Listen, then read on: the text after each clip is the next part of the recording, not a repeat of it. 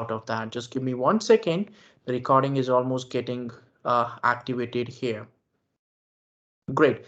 So the chat window is already there, guys. So I'll cover some couple of slides here, and towards the end of the session, then we will take care of the questions and doubts if you have specific to this course here. Now, before even talking about the specific understanding that what are the different things which we cover up over here in DevOps, let's try to understand that what exactly basically DevOps is all about. So DevOps is a kind of a process. It's a kind of a collaboration which we are talking about between the development and operations. Now, why exactly we are going or we are looking forward for this collaboration?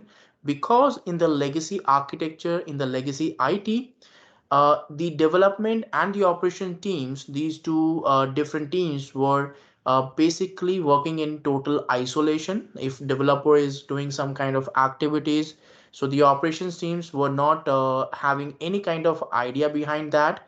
Now, over the period of time, this basically became a very big problem for the development teams because they were not aware of like what was happening in the production environment. They were not having any kind of idea, any kind of basic understanding about the production environment. If sometimes some issue is coming up in the production environment, so they will not be able to aware of the things that are how to handle those stuff. So there was some couple of non-best practices which was there in the industry. On top of that, the developers were involved in so many manual activities that they were not able to concentrate on the new processes, new best practices. So to overcome all these kind of problems or these kind of old stale processes, there were like new processes which was being promoted, which were being proposed, so that the transaction like the infrastructure, the industry, the organization can transit to a new world, like to a new standards, to a new technologies. So keeping in mind that goal, the organizations started towards the adoption of agile and DevOps. And that's the reason why nowadays you can see the organizations like the products, like you with the adaptation of DevOps, you have seen such a beautiful products like Netflix, Amazon, AWS Cloud, Google Cloud, Docker, Kubernetes. These kind of tools, of course, we will be like we need to learn about these different tools there. But if we understand or if we know like what are the different things these all tools can do, these all tools can participate. So it's a great it's unique features which we are getting with all these different tools there. So these all tools are contributing to the DevOps world and definitely helping us to go or to take our infrastructure to a next level where we can get all the specific requirements and the benefits as such here. So the collaboration between the development and the operations is very much important, and that's what we call it as in DevOps, because DevOps is a keyword of dev and ops. Now a lot of time people think that this collaboration is actually all about like, okay, hey, talking to the operations teams on Microsoft team, or talking to the operations teams nicely, or having a good conversations. No, it's not that kind of collaboration which we are talking about. The collaboration is in the terms of automations, in the terms of integrations.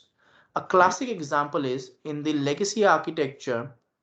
Let's say a developer is there and the developer is developing the source code. So he will be giving the features, he will be giving the source code to the operations teams, right? So the operations teams is basically responsible for performing the deployment, for performing the rollouts.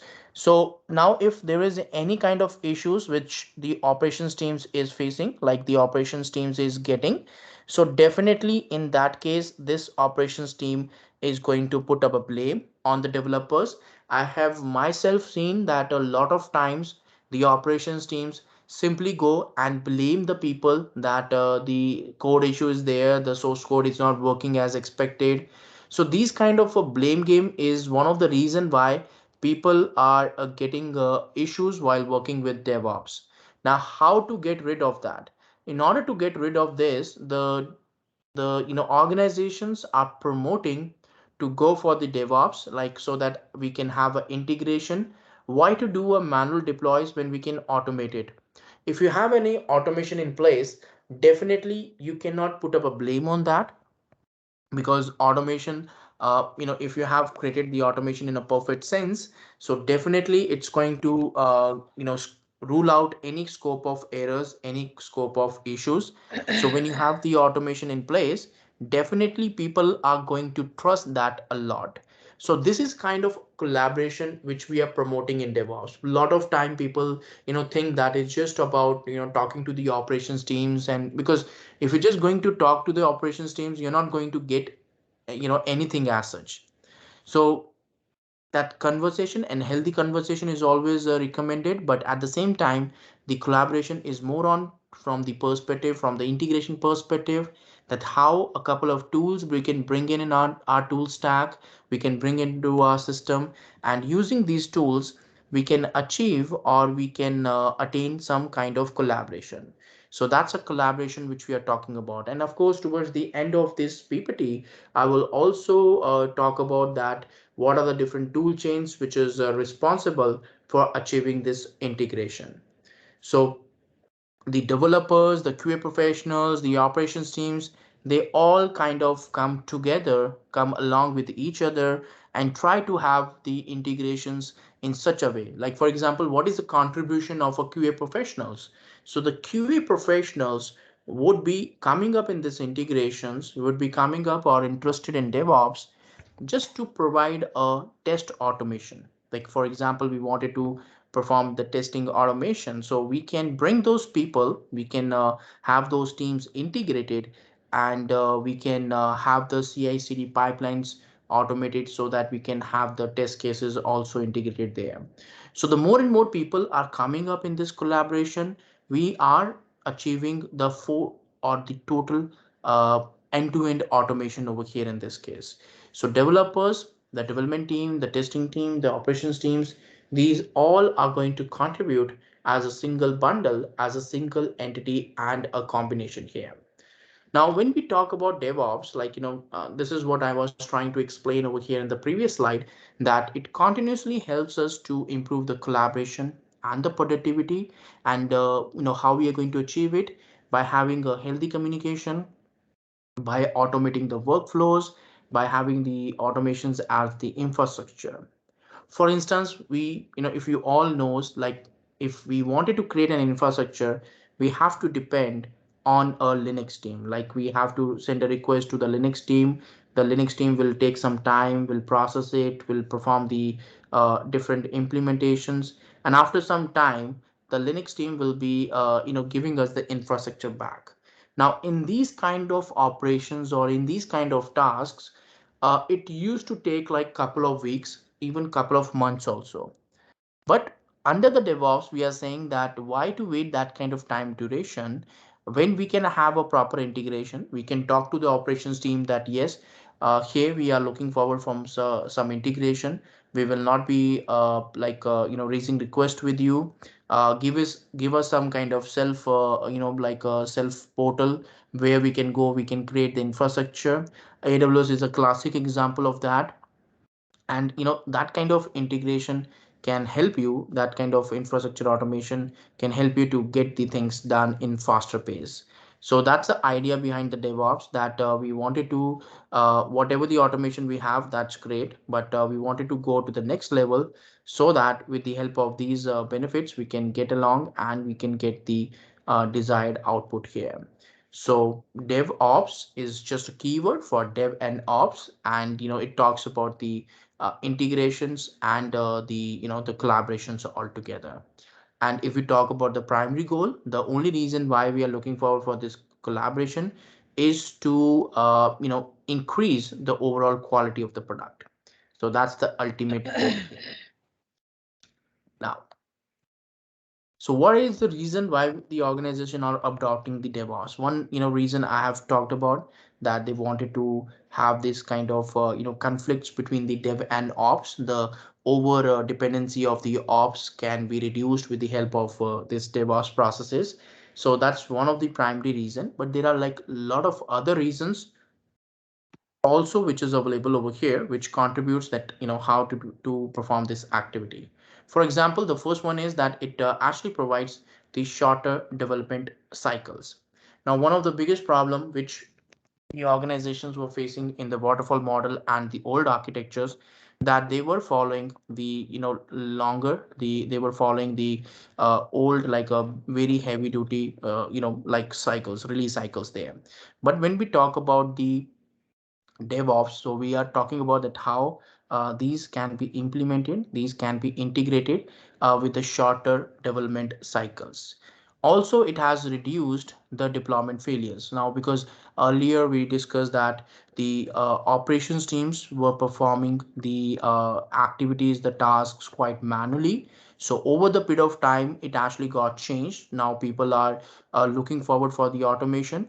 So this is a very simple world that any person who is doing the things manually can can put some particular impact or can have some issues. So if we don't want to have the errors or issues over there, so we wanted to go for the deployments automation.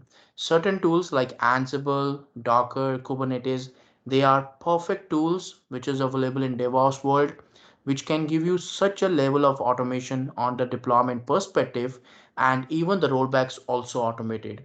I've been working in the Kubernetes for my production environment, and within just matter of 5-10 minutes, the deployment is completing. Even if I have to do a rollback, it's all happening within the matter of 5-10 minutes only. So that's kind of benefits you're getting when you are moving or when you have implemented DevOps in your organizations. Collaboration, communication, this is one aspect which I already talked about, that it have certainly improved over here, that with the help of DevOps, definitely the collaboration and the communication is also improved altogether. And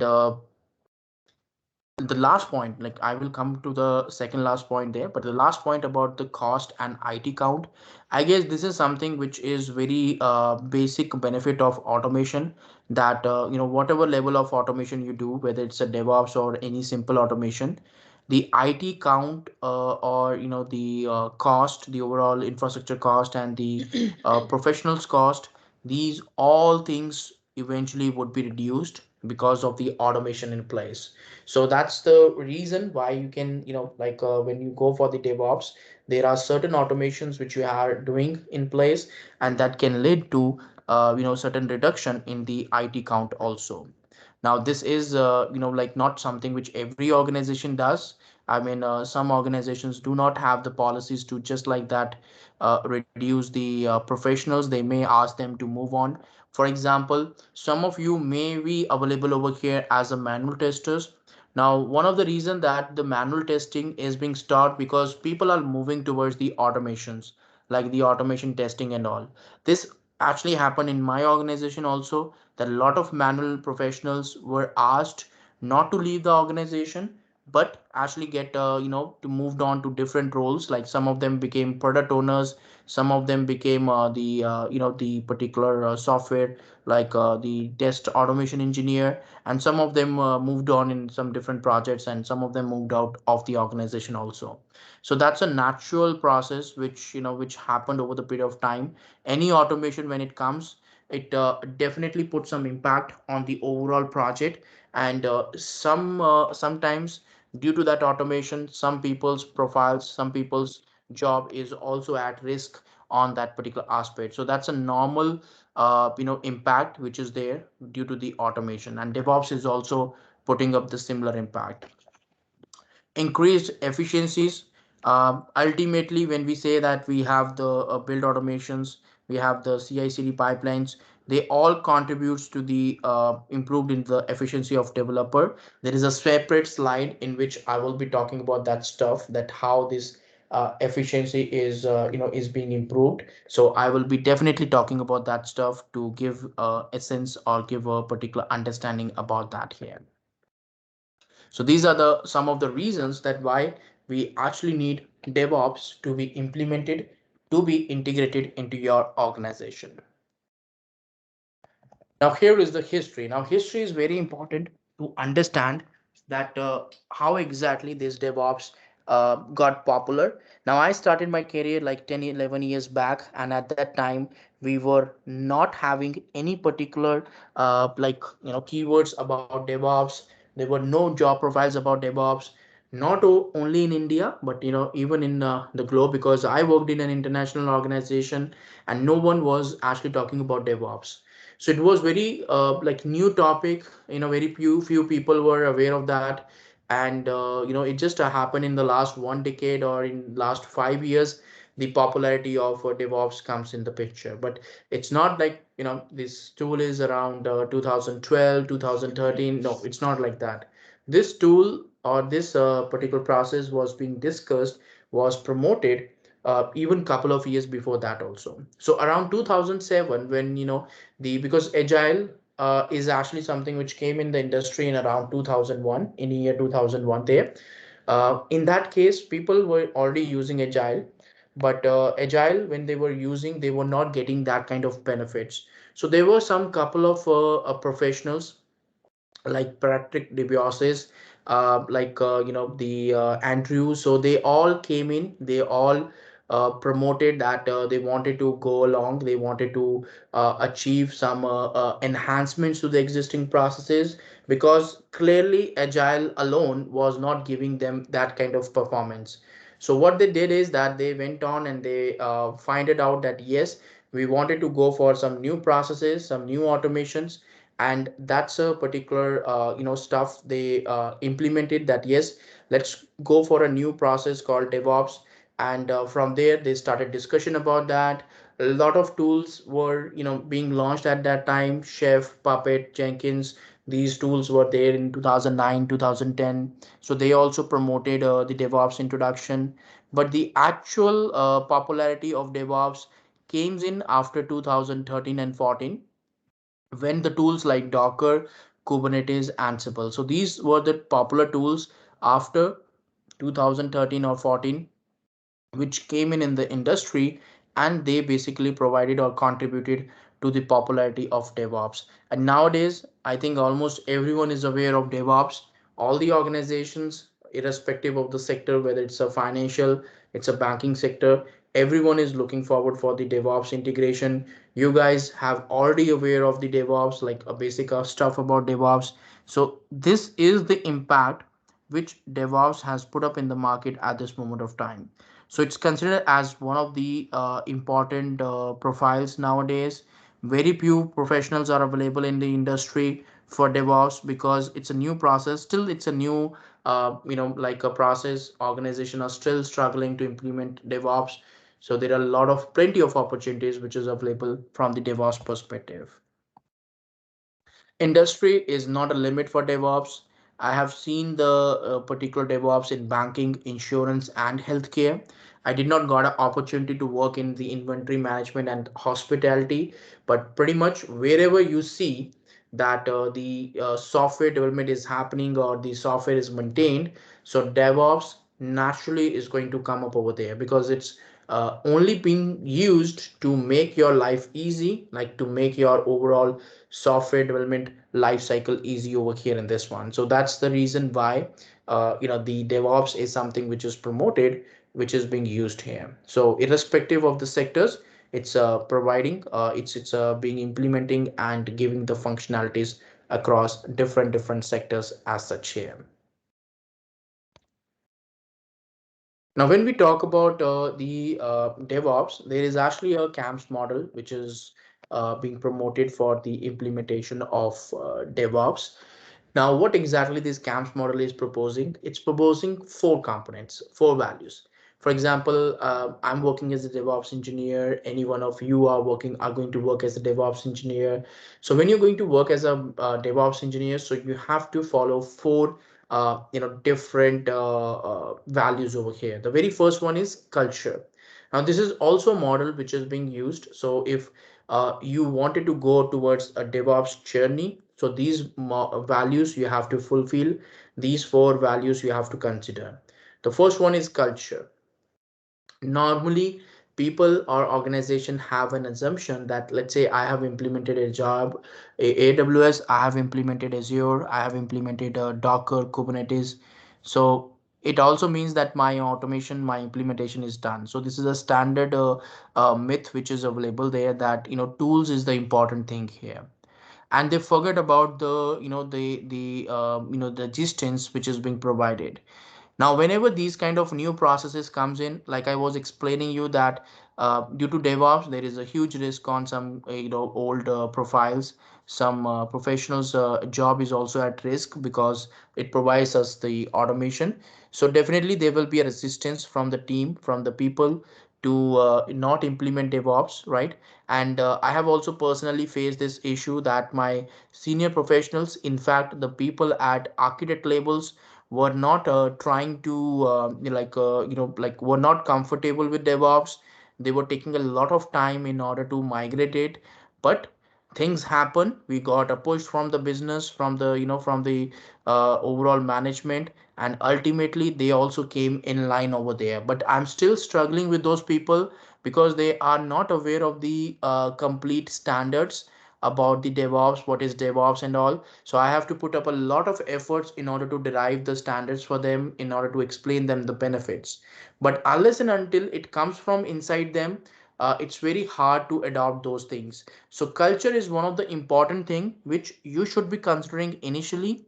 Usually organizations just like that start with the migration without providing the details to the developers, to the professionals, that why we are implementing this, what is the reason behind that. And that's a reason of concern, because without understanding the impact, or without having a proper understanding about the things, they are going for the implementation. So this is the very biggest problem which the organization face, that the people itself is not having the understanding about DevOps, and you are asking them to go for the implementation of DevOps. So this is one of the primary issue which we face over here. Second one is the automation. Now, automation is something which is very important. Even if we are not talking about DevOps, automation is a very basic thing that every organization is looking forward. So when you're going for the automation, it ultimately helps you to get the desired output. You're ultimately getting all the benefits out of that. So you should be considering that how automation can help you to get to the desired output. Then we have a measurement metrics. Now, in Agile and DevOps, there are a lot of metrics which is available. For example, in DevOps, we have a metrics called code quality. So these kind of metrics are very important because um, these define that how your product looks like, what is the quality of your product, what is the performance of your product. So all that piece of information you are getting from these metrics. So collecting up the metrics, monitoring the things, finding out the stats on of your infrastructure, all these things are very very important when you talk about from the measurement there. So measure all the metrics as much as possible, so that you can draw a conclusion that how your application, how your product is working. And at last it's a sharing, like it's all again part of the collaboration, that we need to share the things, we need to share the knowledge with other people. If we are dealing with the operations team, so a basic understanding about our product, our application should be given to the teams, so that they can effectively support us, they can work on the product in a better way.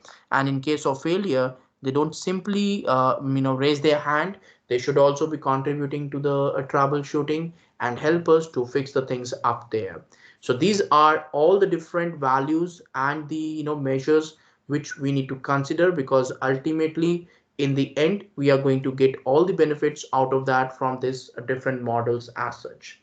So this is the CAMS model, which is very very important to be considered, because it really helps us to see like how the things can be derived and how we can get the desired output here. So this is the couple of measures here. Now this slide is very very important.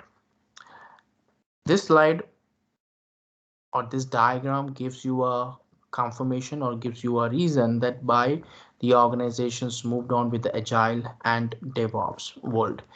Now when it talks about the waterfall model, now waterfall model as you can see here, is in very sequential in nature, right? For example, we have a requirement gathering, design phase, development, verification, maintenance, nothing new, nothing specific, nothing new here. It's all the same thing only. But the thing is that if we talk about this process, this model, so here we are talking about something unique, something different. So these are the different models, which is talking about like how the implementations can be done, like how we can take care of these different setups or different models as such here. Now, when we are talking about this waterfall model, uh, there is a core problem in the architecture. The main problem is that this is too sequential in nature. When we talk about sequential here, so what happens that for instance that you are stuck with the development, like your development team is stuck with the development activity and it's taking a lot of time to perform the development. Now the problem is that when you're stuck with the development, you cannot proceed with the validation, you cannot proceed with the test automation. It's a kind of a you are stuck over here, you cannot proceed further, and that's a real problem. So in order to get rid of that, in order to get out of that approach, so what we are expecting is that let's try to go for some different mechanisms, like we can follow some different process here. So in this scenario, what we can do is that we can we cannot simply say that yes, let's the development is taking time, so let's proceed or let's do some different process here.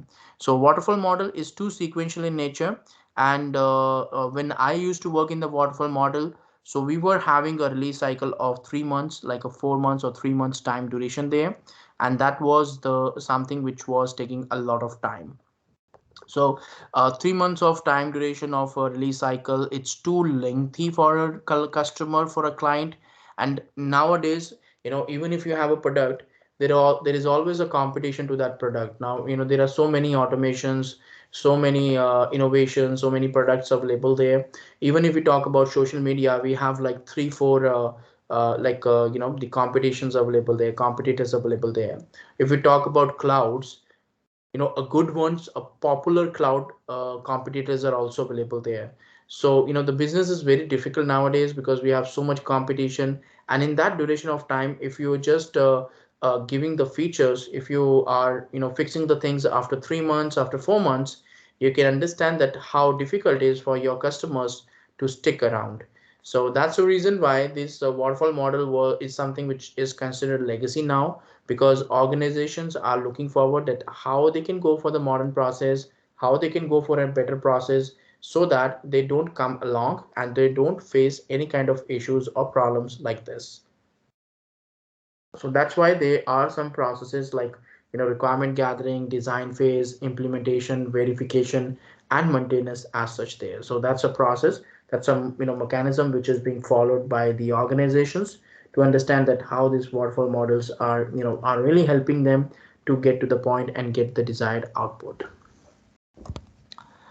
Now, apart, like if we compare, like on top of the waterfall model, we do have an agile model here. Now agile model is something which is of course talking about like how the iterative approach can be handled.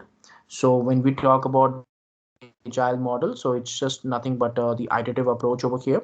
If you can see here that we have certain iterative mechanism, like we are starting with the requirement gathering, the design phase, the development, testing, deployment, and review. So unlike a waterfall model, agile is something which is quite sequential in nature. Now, why we are looking forward for the iteration? Let me come to a particular slide like this. Now, this is a complete understanding about the difference between waterfall model, agile, and DevOps. Now, from this image itself, it's pretty much clear. If we talk about the waterfall model, you can see here that, let me use the annotations.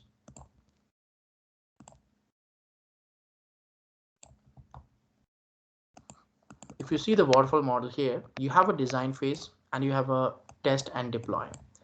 The same thing, it's something which I was talking about, that it's too sequential in nature. You can see like you are taking a huge time duration for performing the development, for performing the coding here. Now that's a very huge time, as you can see here, like it's like something which is taking a lot of time over here. Now the problem is that when you are dealing when you're performing these kind of things, when you're working off with these kind of process here, So it almost takes a lot of time over here in this one with with the design, code, test, deploy. You can understand that it's almost taking your time. Now if I decode this time duration to 3 to 4 months, so that's a huge efforts, and clearly there is a lot of efforts on the coding part, but less efforts on the test part here. So you are compromising on the quality. That's one aspect. Second thing is that if we talk about the agile, so in agile we are talking about that rather than doing the big release cycles, we are promoting the shorter release cycles. Now what is the advantage we are going to get with that? The advantage is that rather than waiting for coding for such a duration of time, because if you can see here for this code phase, the QA professionals are not going to provide any kind of feedback, like you're going to wait for that. You have some certain people who is waiting for the work to be complete, and then they will be proceeding further with that particular work here, which is quite frustrating because if you talk about from the overall product, it's a very difficult task to implement this kind of stuff. So that's a kind of issue which is there for this architecture, and we really don't want to go around or wanted to achieve these kind of things as such there. Now how agile is making the life easy? Now agile is saying that we will be making up this process a little bit better, like we are promoting a better approach over here. And how we are making that?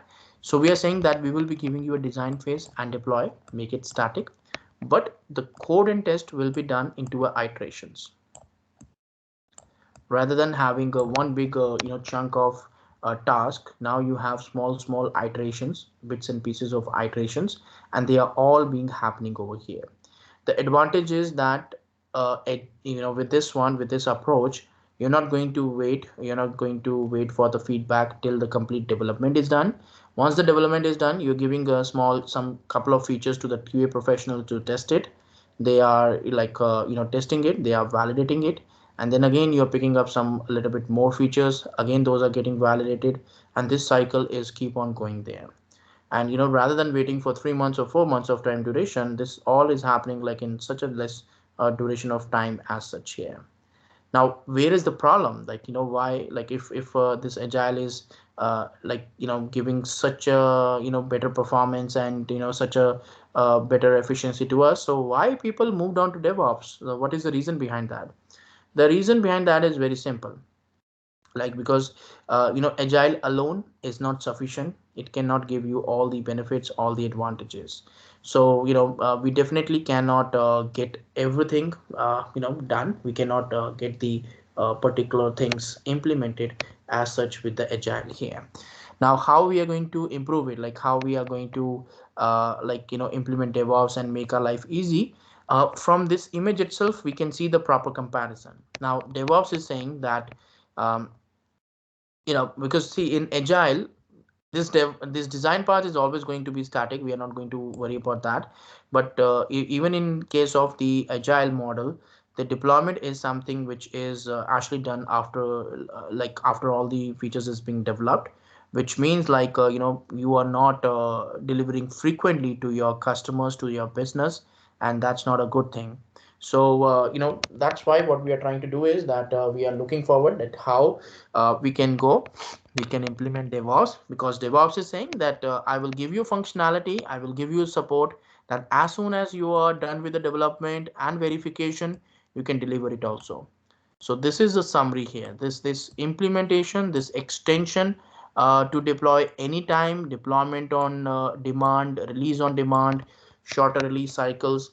This is the reason why we are looking forward. We are implementing the DevOps as such. So agile and DevOps, both of them are important. Agile alone is not sufficient. You're not going to get any kind of benefits out of that. So if you are looking forward for the ultimate benefits, like the ultimate implementation, then you have to implement both agile and DevOps all together. Then only you are going to get the final outputs here. So as you can see over here that the under the DevOps, you are ultimately getting a functionality to even deploy at any moment of time. Whenever you are done with your changes, you have the capacity, you will be able to go ahead with the rollout, with the implementation. So this is the this is the kind of a summarization over here, that what exactly is the difference between the waterfall model, agile, and DevOps here. And this is the way, this is the reason why the organizations are looking forward for the DevOps, because this really helps you to understand that what is the high level of advantages and benefits which you get from the DevOps as such. Right now, and this is the same thing which I was talking about, the benefits.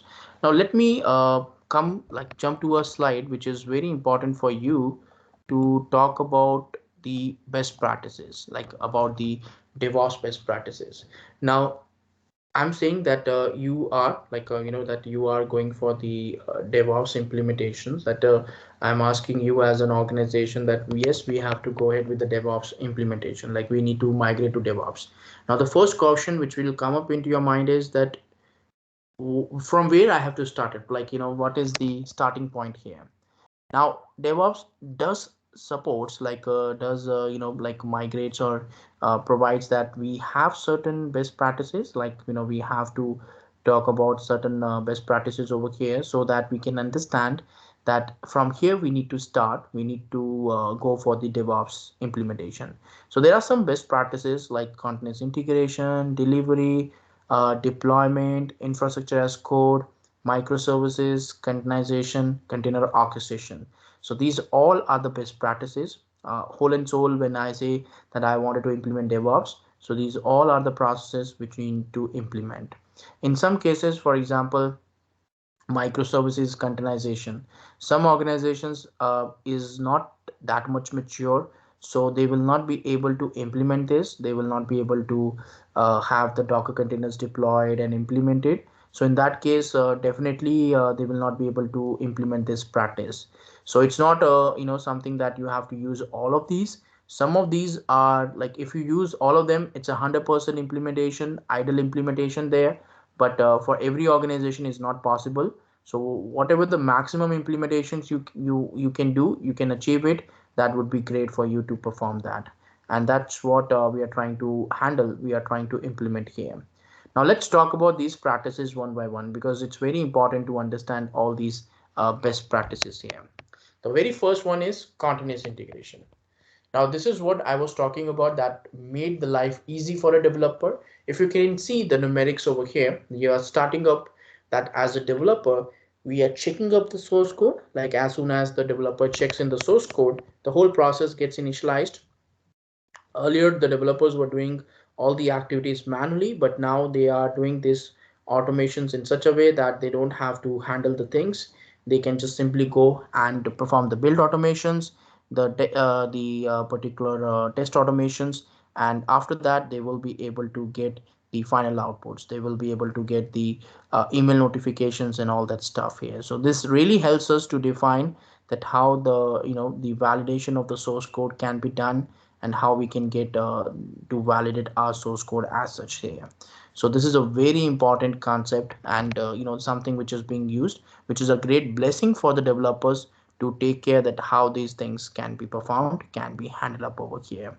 So that's a kind of advantage which we are getting when it comes to the implementation of continuous integration. So continuous integration again is a process in which the developers continuously put the source code in the remote repository, in the centralized repository, and the moment they are done with the changes, what will happen that the build process will be immediately triggered, the compilation of the source code, the test cases automation, so all that process will be executed, will be triggered, and ultimately you are going to get a notification that whether the source code is working fine as expected or not. So that's a kind of ultimate implementation which is available, which really helps you to go for the setup here. So this is one of the basic or the first best practice which you need to implement if you want to go for the DevOps integration. Now CICD pipelines, you must have heard about the CICD pipeline. So it's nothing but the continuous integration and continuous deployment. So here also we are talking about that how we can perform the build automations, how we can do the test automation here. And after that, we are taking care of the deployment. This deployment can be a deployment to a dev environment. It can be a deployment to a test environment, or it can be a deployment to a production environment. So it's a kind of a deployment activity which we are taking care, like wherever we feel like we want to deploy, we can perform it up over here. So CI/CD pipeline is all about the build, test cases, and the deployment automation as such here. So that's what we define. We execute it up in the CI/CD automations as such. Now, there are two important processes known as continuous delivery and the continuous deployment here. Now the thing is that a lot of people actually get confused with this one. They they specify that continuous integration, sorry, the continuous delivery and deployment is exactly the same, but it's not like that. Both of them are having a slight difference.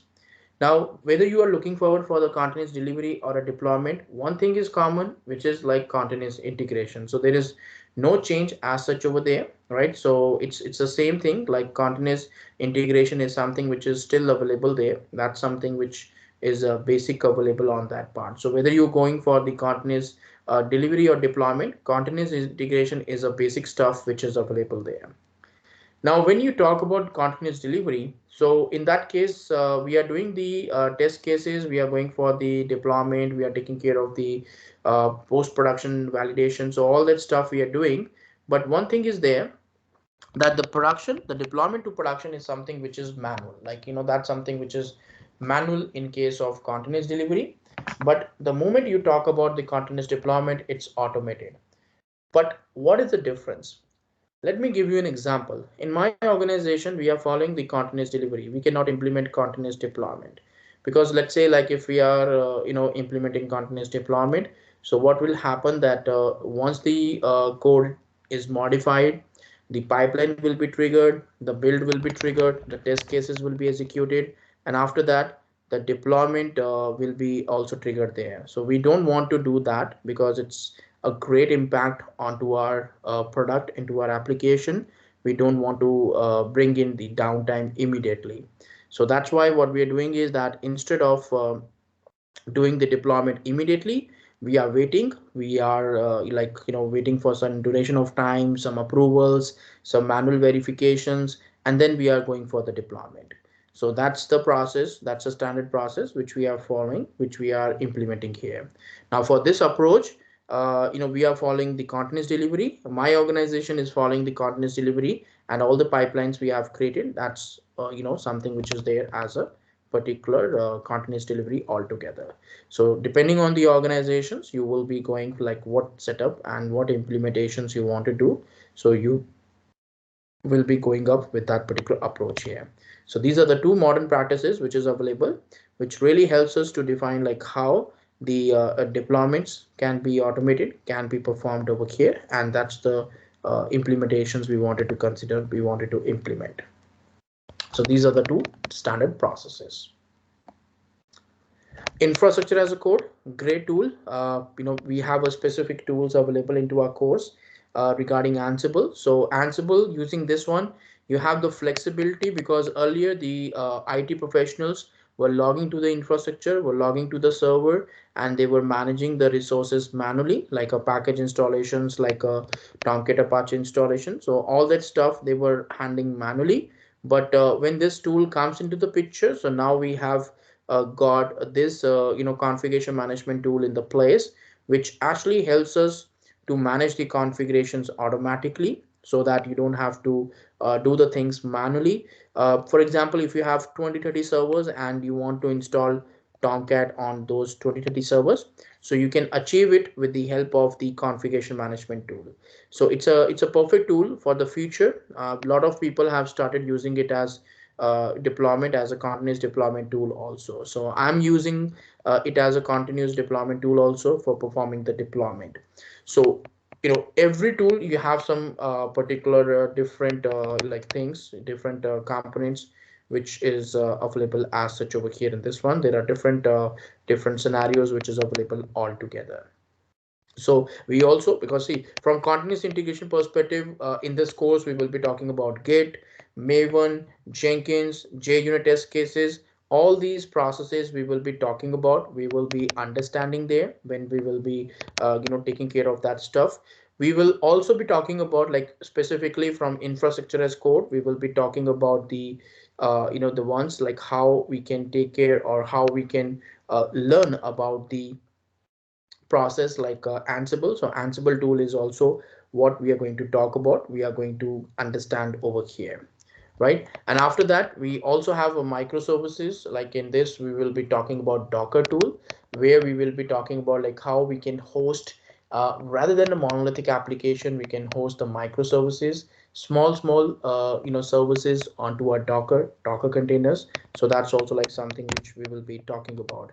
So these are all different tools which we'll be learning about, like we will be explaining, or we will be going up over here.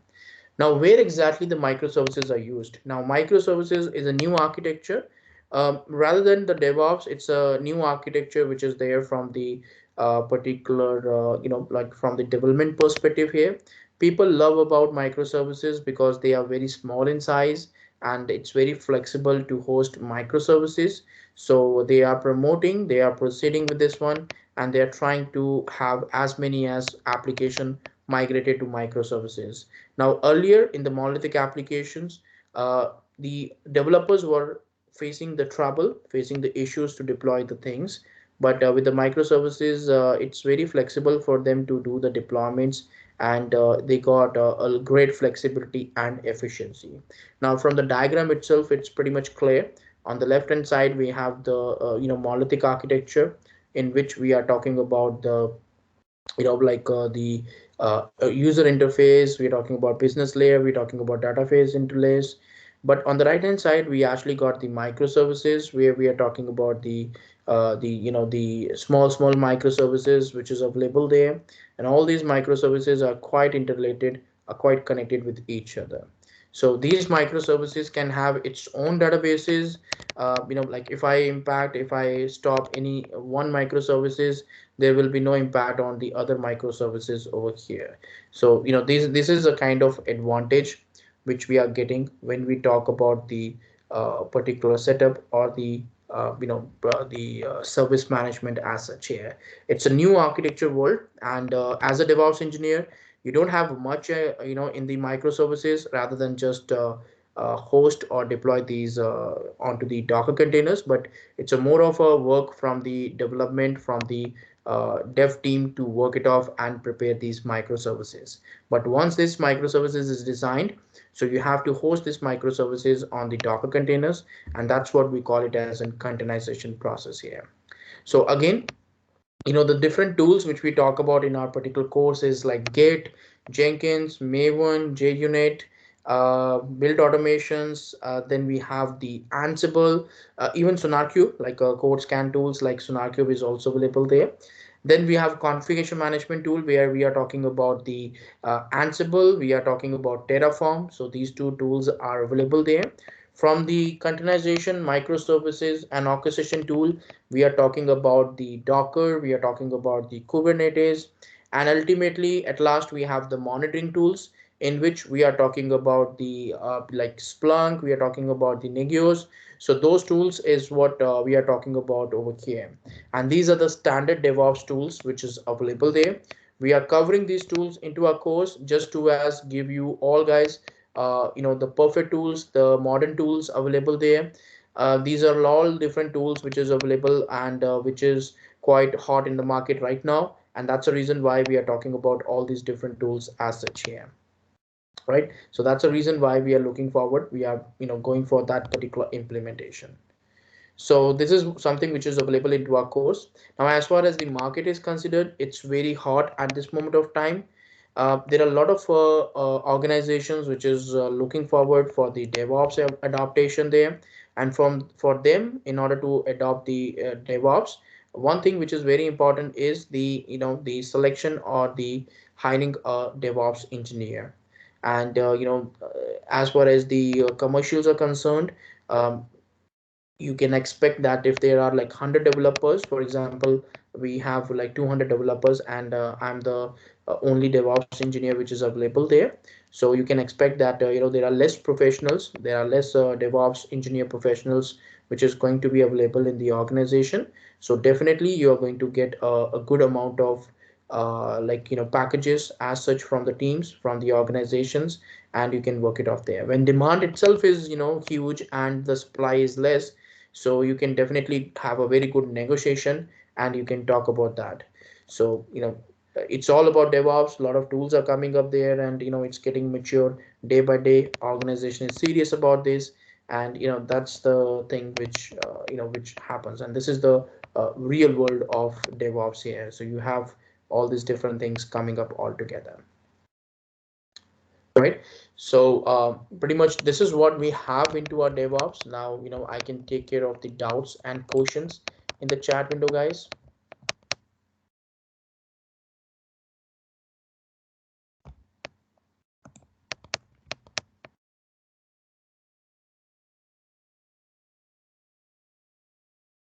Guys, I am unmuting you all, so you can ask your question,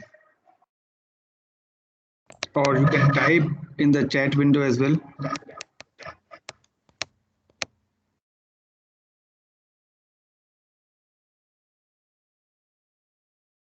You can type in chat window as well.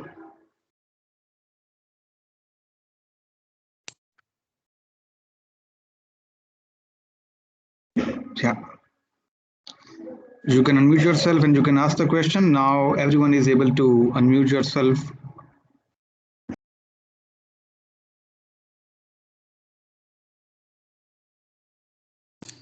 Hi, sir. I'm Chandrasekhar. Yeah, I'm new to this. yeah, great. Yeah, please ask, no problem. Yeah, I'm interested to go with DevOps as of now. So, can you please suggest me how much time it will take the complete course? How come it is useful for me? I have 2 years experience. Yeah, we will be covering this in next few minutes. So if anyone is having any technical question, we would love to answer those questions. Then like we'll covering about our upcoming training program. Yeah, greetings, sir. Can I ask question? Sure, yeah. Yeah, so I just want to know, I mean, how much automation is required? I mean, how much automation experience is required for this DevOps course, like UI automation or API automation? And is scripting knowledge or shell scripting knowledge also necessary for this, like Python? Or how much advanced level or basic level, to much extent a guy should know? He wants to switch his career to this DevOps field. Yes. Anuj, would you take this question or I would answer this?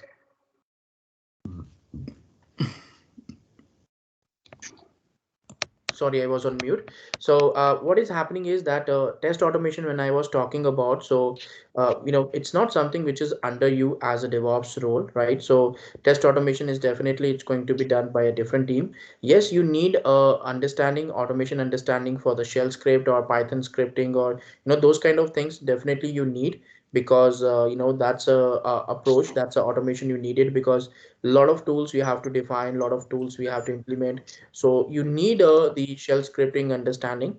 Basic and intermediate understanding would work, because definitely advanced is something which we are proceeding. But initially, if you are comfortable, so the basic and the mid level is something which is quite good, because you should be having a confidence enough to do some automation. That's what we need. And with basic understanding about the shell scripting or Python or these kind of things, yeah, it will be possible for you. If you have if you're new to the things and somebody's asking you to automate it, so definitely you're going to face some trouble initially on that particular aspect. So test automation and those things, you don't have to do it. We have QA professionals taking care of that. And from your side, development and the test automation, both of these things, you don't have to put anything as such. So that's not available into your role as a DevOps engineer. So I don't do any kind of development, I don't write any kind of test cases.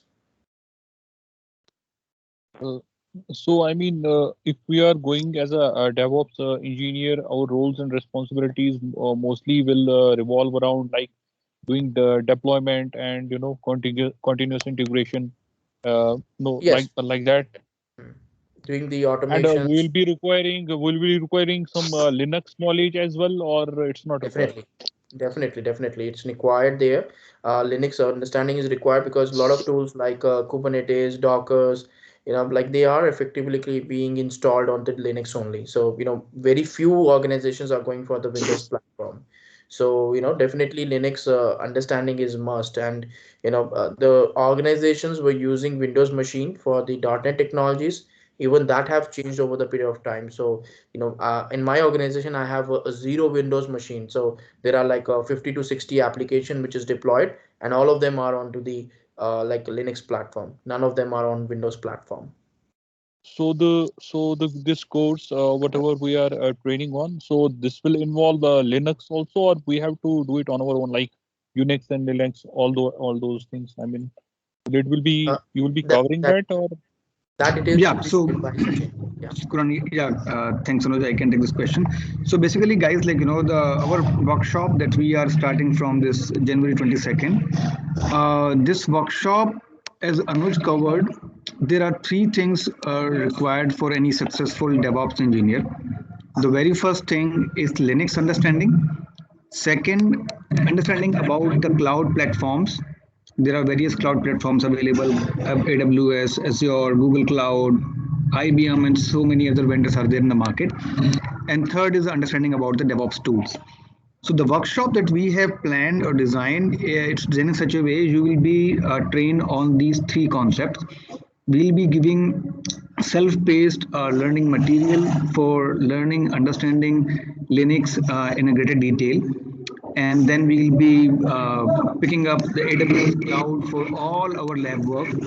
And then we will be using all the industry-wide tool in the DevOps, like we'll starting from the Git, Jenkins, Maven, Docker, touching upon the Docker Swarm, as it's not widely being used in the industry, but we'll be doing the comparative analysis between Docker Swarm and Kubernetes, learning the Kubernetes in a great detail. Ansible as a configuration management tool for monitoring. We'll be using logging for Splunk, infrastructure monitoring Nagios. We'll be using Terraform as well. We'll be learning how to develop end-to-end CI/CD pipeline. An advanced topic of developing or creating a CI/CD pipeline with the Jenkins pipeline as a code. It's a Groovy code-based file that you can create it, and you can take it to any GitHub repository or any project, and it will create a pipeline for you. We'll be touching upon the microservices, the what is the reason the microservice getting popular. With the microservices, the microservice cannot be success without DevOps. And then the bonus topic is GitOps. It's a new thing or the new way of doing the DevOps is again getting very much popular. Some of the companies are also started adopting it. So we'll be touching all the necessary things in this workshop. It's a 6 weekends workshop, so total 12 classes will be there, and the total program duration will be 40 hours.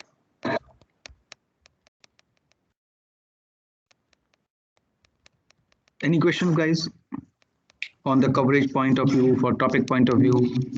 Yeah. these will be. Yeah, I just want to ask. Sorry. So I just Mhm. want to ask. I mean, these will be only weekend classes or alternatively? What is the schedule? I mean, for this, It will be Saturday, Sunday classes. and the duration will be how much time? It will start 7 to 10, or 3 hours class daily, Okay, Saturday, Sunday, yeah. 6 hours over the weekend. 6 hours over the weekend. Okay. Yeah, and we will give you extensive learning material for your practical. And the best part is this: it's workshop-based classes. It's not where trainer is just showing you PPTs and going through it. So here we will be working on the real stuff. You after completing one class, the very first class, where we'll be understanding, going deep to understand what is DevOps and how it works. So classes are designed in such a way, like anyone who is pretty new to the DevOps and doesn't know about anything, so they can make sense out of it. And then after that, it will be all practical based, all hands-on based sessions. where you will be setting up your own AWS machine along with the trainer. You will be installing all the tools by yourself. You will be running the commands by yourself. And if you are facing any trouble, we are there to help you out. We will be providing you our extensive knowledge repository in a GitHub repository, basically, where you will get all the commands and everything. All the setup guides will be available. You will get the sessions recording also with the once the class is over. So every session over within the next couple of hours, you will get the recordings as well. I just want to know with respect to Linux, how much Linux will we require for this? I mean, how much advanced level, intermediate, or basic level? So as we are not going to work as a Linux administrator here, right? So as a DevOps engineer, our primary responsibility to install, manage, and configure the DevOps tools on the Linux environment. So we should be knowing the what is Linux, what commands basically are there, what popular commands are there, and how they're working. So we are giving you 6 hours Linux fundamental self-paced learning material. It will start from the very basic to the intermediate level. When we don't require any advanced level knowledge of the Linux, if you have the basic level of knowledge, it's good to start. And slowly and gradually, once you start using the commands, you will start getting comfortable, and you will automatically move to the next level, that is intermediate level. So having, you can start with the basic level of Linux. It's, if you are having the good knowledge, it's advantage. Yeah, I have one question. Yeah, after completion of the class over the weekends, weekdays, while we are practicing, if we get any doubts, how can we reach, or is it possible to clear our doubts as soon as possible on time? Yes. So for that, we will be giving you our email IDs, our teams. They will be there, so you can reach out to us. You can send us an email. We will try to resolve your your queries. If it's required to set up some time, then we will set up some time over the Zoom or over the team to answer your questions or to help you solve your queries. Okay. We are having a bigger community also. The exclusive community where people, those have already trained from us, those are already part of our alumni network. So all these people are actively participating on our forums. So you can post your query, you will get the answers from them. If you need quicker answer, you can write directly to us, and our team will be responding back to you. Sure. Thank you. Yeah. And guys, one more thing.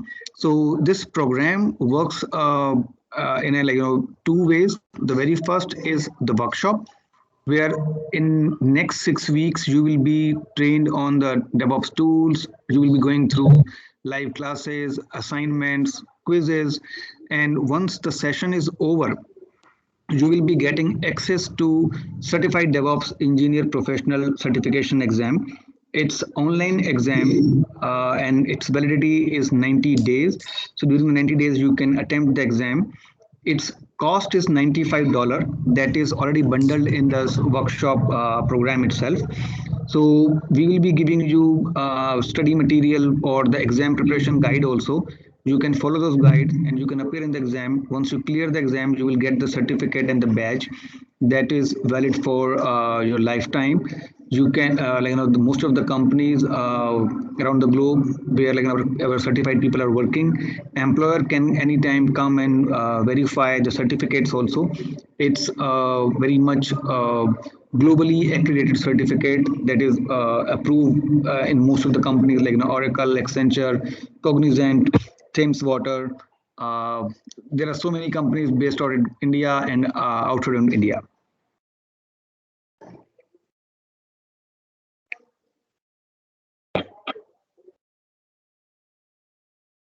Any more questions, guys? And here we have something interesting for you, the on-spot offer. As I said, our certified Linux fundamental training self-paced program is, its cost is $99, and our certification exam cost is $95. And if we talk about our 6 weekends professional workshop, its cost is $575. So, and we will be giving you 1 year access to attend any DevOps professional workshop. If you wanted to join, you wanted to refresh your concepts, you missed the class at any point of time during the 1 calendar year, you can reach out to us. Based on the availability in the class, we will be giving you free of cost access to the next class. You will get the exclusive access to DevOps Forum. You will get, if you are interested in getting the job assistance, we have corporate tie-ups where we will be helping you out to float your resume. You will get the calls if you need any kind of interview suggestion, help, support, resume building. So we will be there to help you out. There are people, those wanted to, they're confused or they basically wanted to change their job profile. Like people are coming from the I don't want to pinpoint any profile. So people, those are coming from the agile background, people coming from the testing background, people coming from the operations background or development background. Those wanted to get the career advice or career guidance. So we have specialists in our team. So those can help you out to understand whether you should move to the DevOps area, you should move to any other field.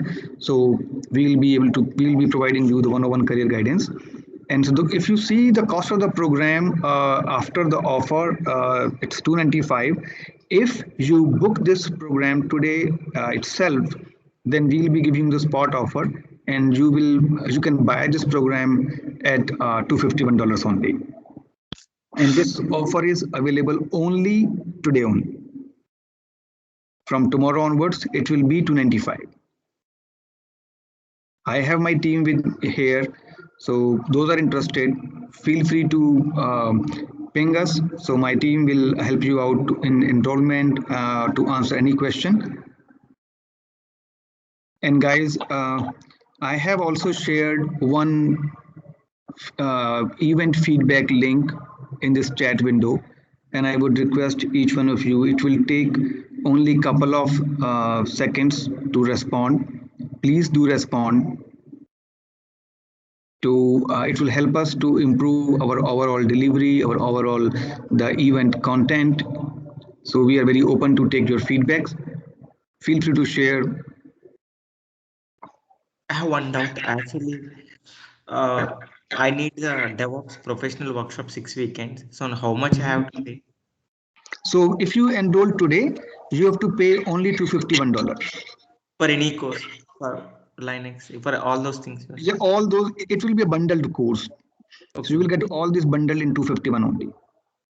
Okay.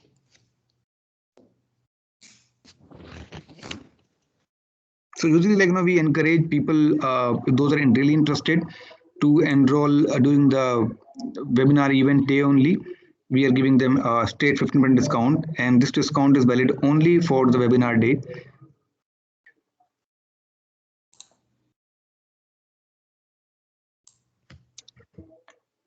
Any more questions, guys?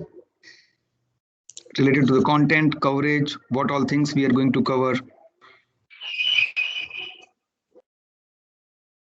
Could we, I mean, if it is possible, what we are going to discuss in Kubernetes and Terraform, any specific things? Is it possible to discuss those? Or I can give you, if you go, okay. 1 second. Okay, so if you go to our website here, specific to, you asked the question to Kubernetes. So we'll be starting what is Kubernetes, why and it's required, comparison Docker Swarm, installation, component terminology, master nodes.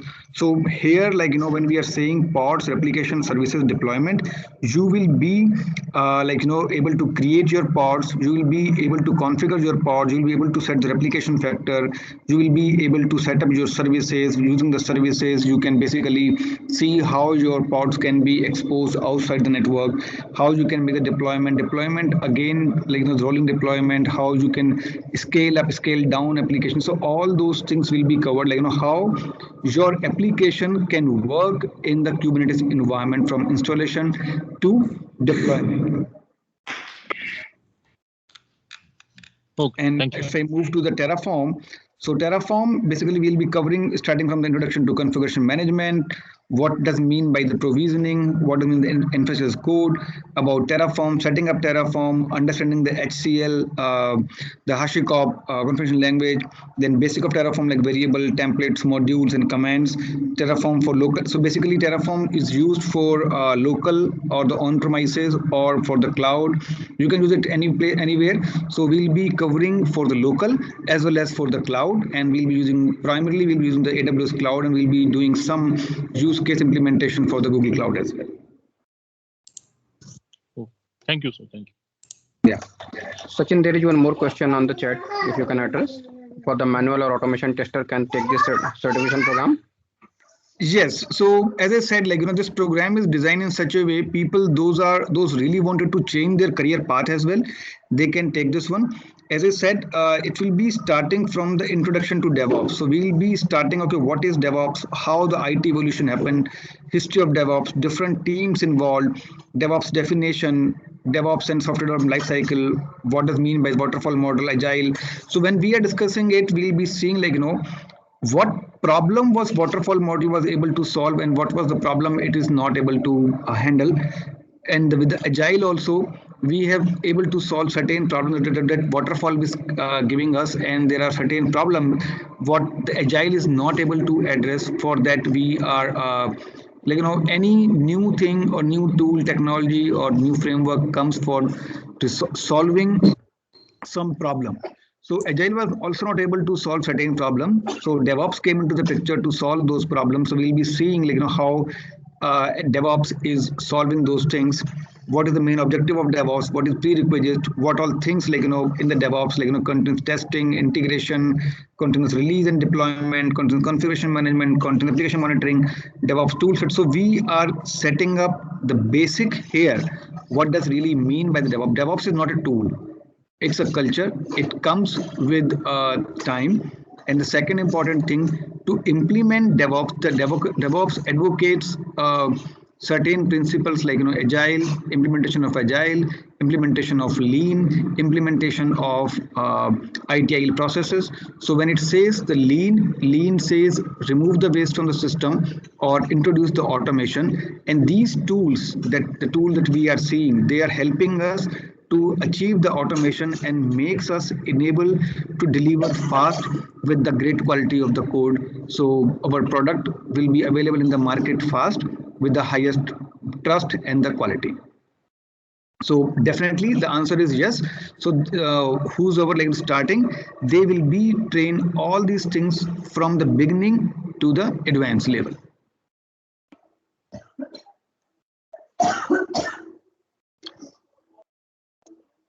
I hope I am able to answer this question.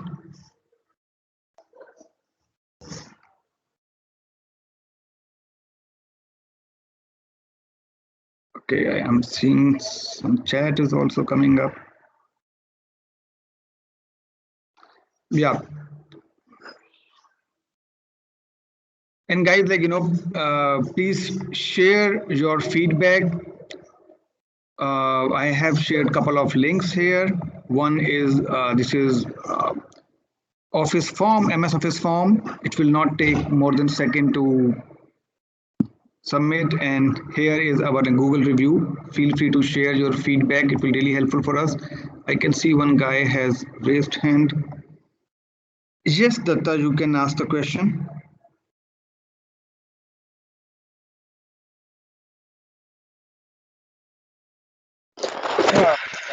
I've already texted you, and I've got the answer on that. Okay. Thank you. Okay.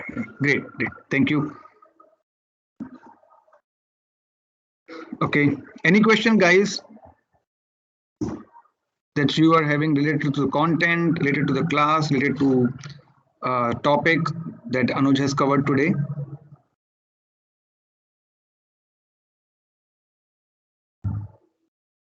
Any question that you have doubt related to your, if you want to choose DevOps as your career?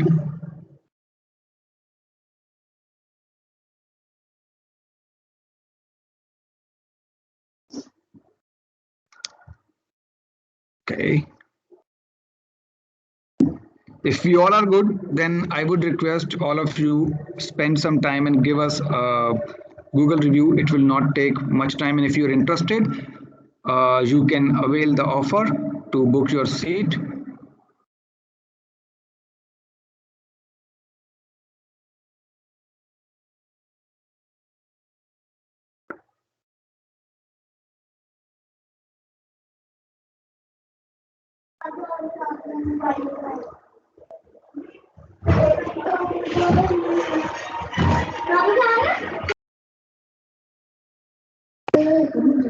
Okay, I think Sachin, we can close the call if there is. Yeah, if yeah, guys. So if you have any question, you can write us here. I'm just typing the email ID of our team. We will be more than happy to answer your question. With this, thank you very much. Have a wonderful day ahead. Thank you. Thank you guys for joining. Have a great day. Yeah, thank you.